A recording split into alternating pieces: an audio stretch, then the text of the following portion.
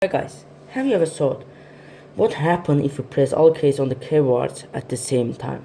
Don't worry, we will try it today.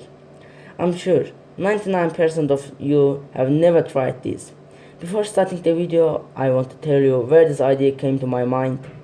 I was sleeping in my bed after I took a shower, and by the way, I always have a spare keyboard on my bed. So when I was sleeping, the keyboard fell on my head, and as it fell, suddenly came to the idea of what happened if you press all keys on the keyboards at the same time. Even if it reminds the story of Newton, be sure it's a real story. Anyway, don't forget to subscribe and like the video. So let's go to the video. Okay. 1, 2, 3. What the heck?